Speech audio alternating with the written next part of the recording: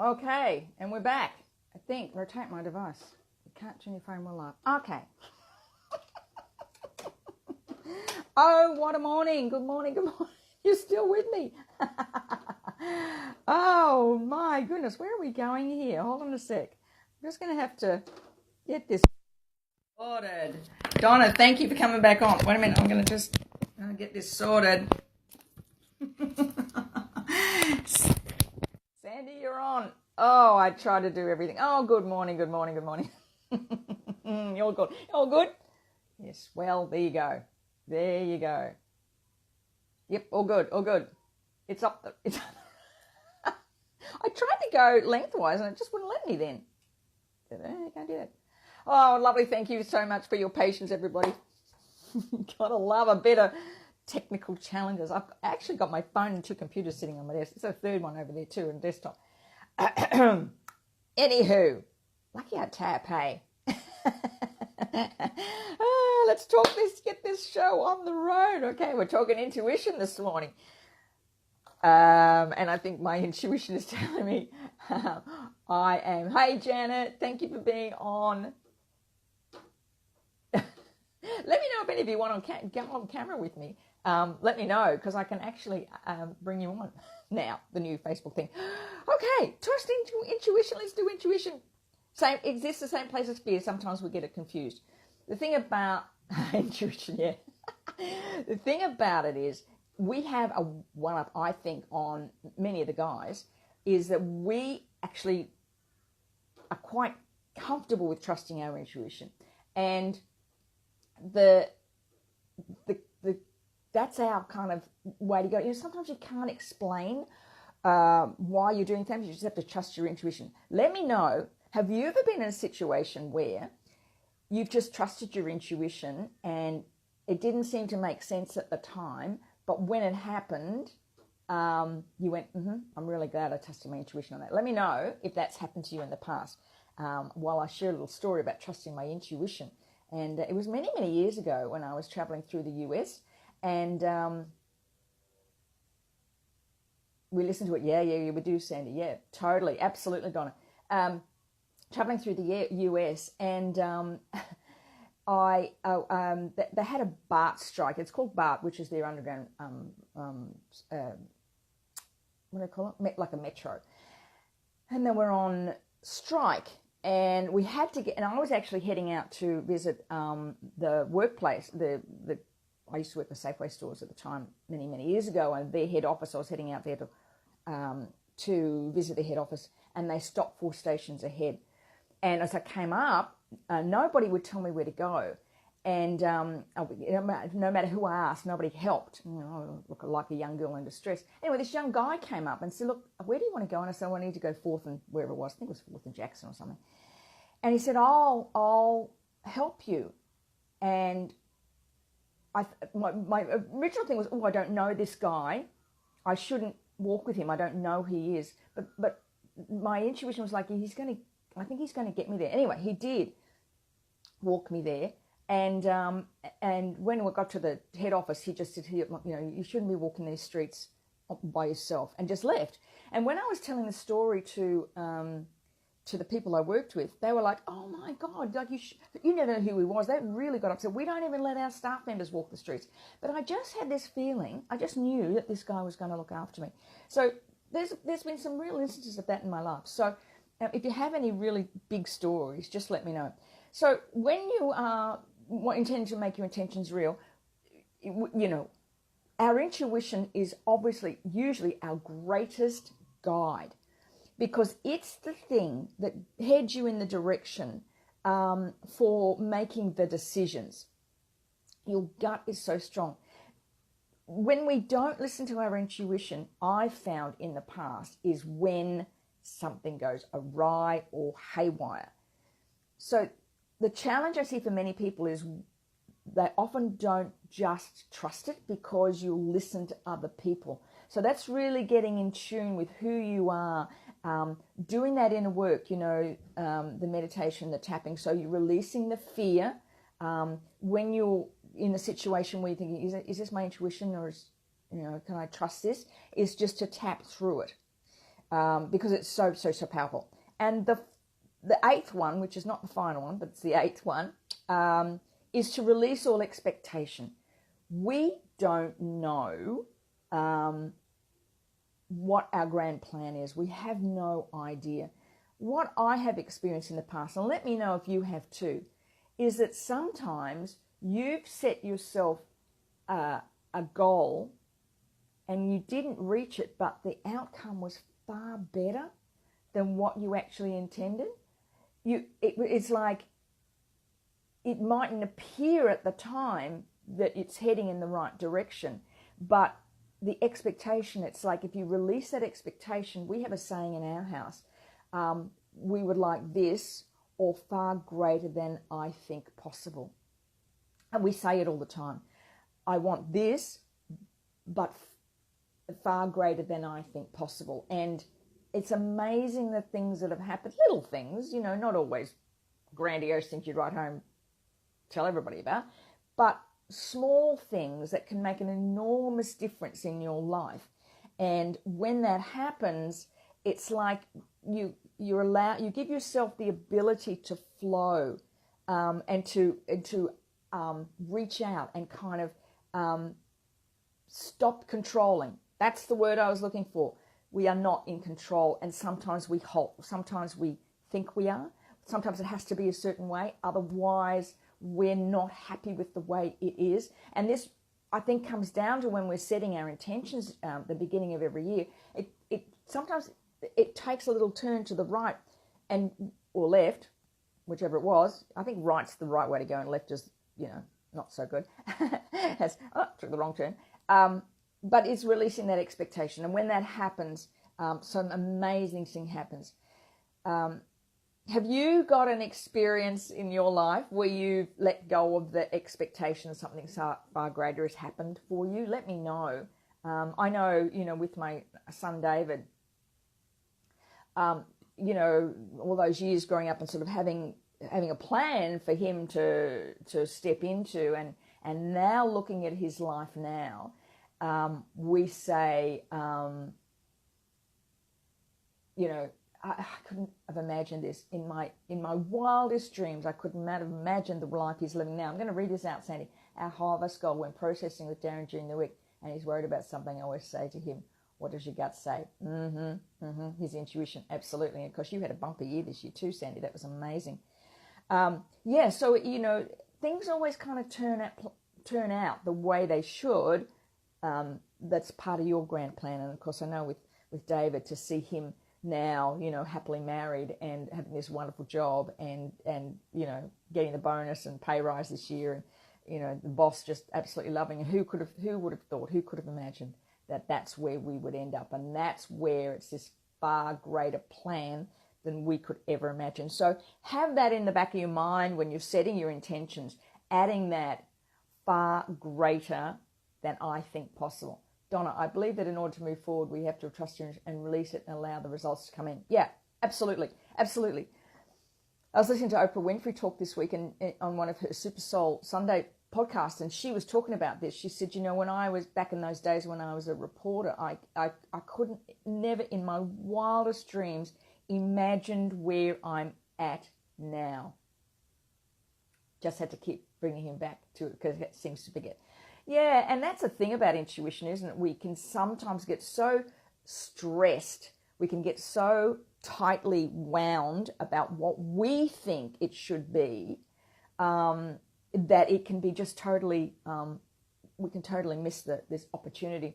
This morning I was sitting at the beach watching the sunrise come up, and just this overwhelming sense of just enormous gratitude and gratefulness and thankfulness, and other word I could possibly think of, to be where we are right now. And, when we first started this process of looking for a place to live, this wasn't where we thought we'd be.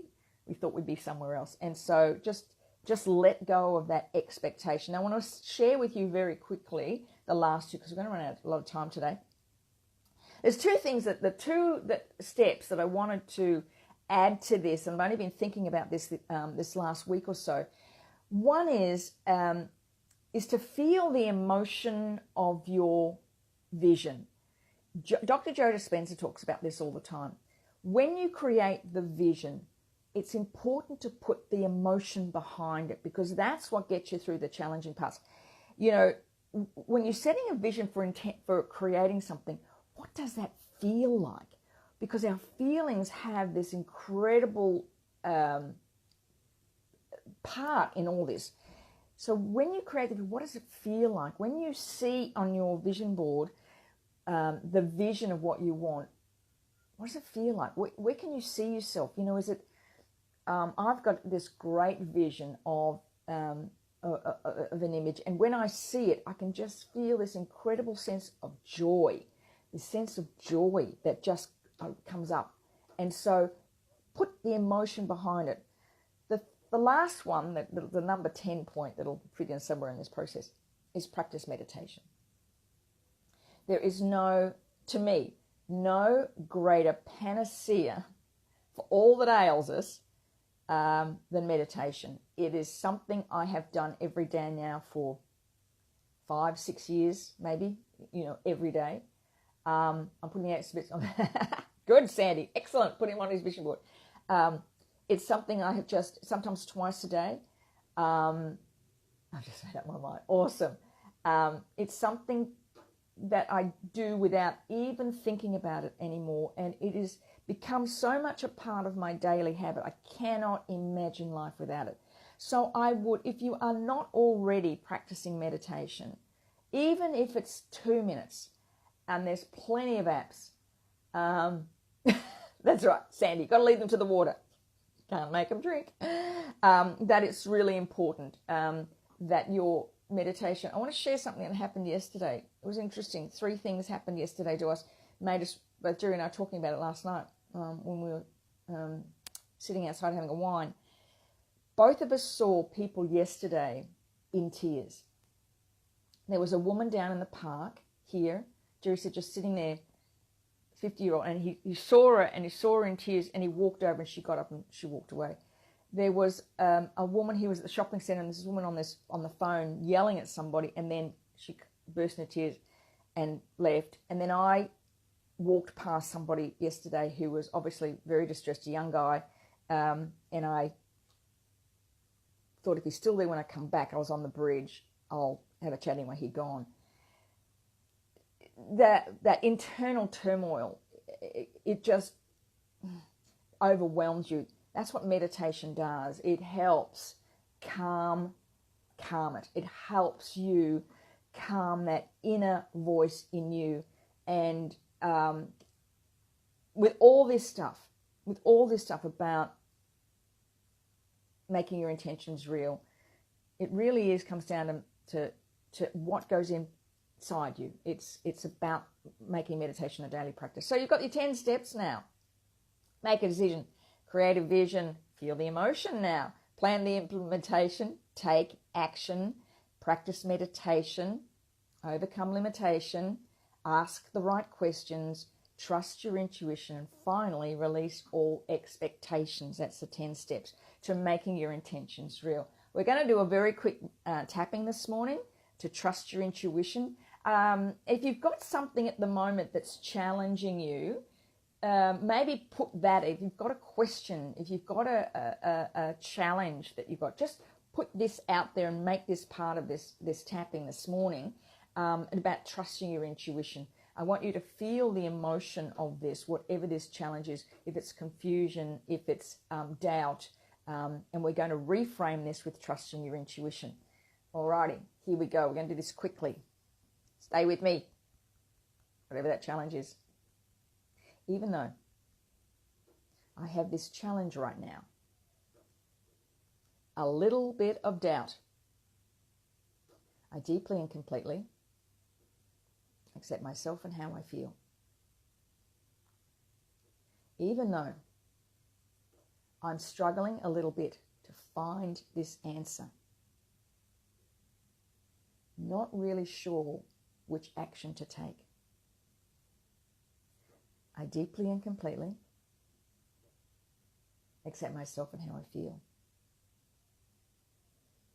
Even though in the past sometimes I haven't trusted my intuition. And sometimes it hasn't turned out the best way. I deeply and completely accept myself and how I feel. Okay, tapping. A little bit of doubt. Not quite sure which way to go. This doubt. Not quite sure which way to go. Can I give myself permission to just trust my intuition? You know the answer to that. This little bit of doubt. Not quite sure where to go on this. This little bit of doubt. Okay, just take a deep breath. Alrighty, we're going to do a reframe now, okay? And I would suggest that you kind of create a mantra with this reframe we're going to do now. So it just kind of runs in your head all the time. Okay, here we go. Even though I had this little bit of doubt, I choose to trust my intuition as my guiding light. Even though I have this little bit of doubt about the right way to go, I trust and believe in the power of my intuition. Even though sometimes the doubt stops me in my tracks, I choose to believe in my intuition. Okay, tap. I choose to trust my intuition.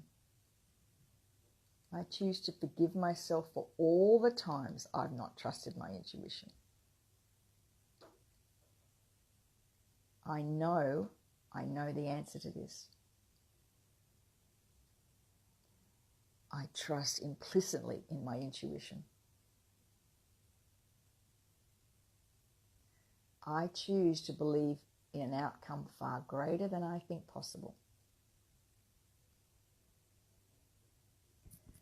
I choose to trust in my intuition. I choose to forgive all those who have doubted my intuition in the past. I choose to trust my intuition. Okay, just take a deep breath and let it go. So there's the mantra. I choose to trust in my intuition.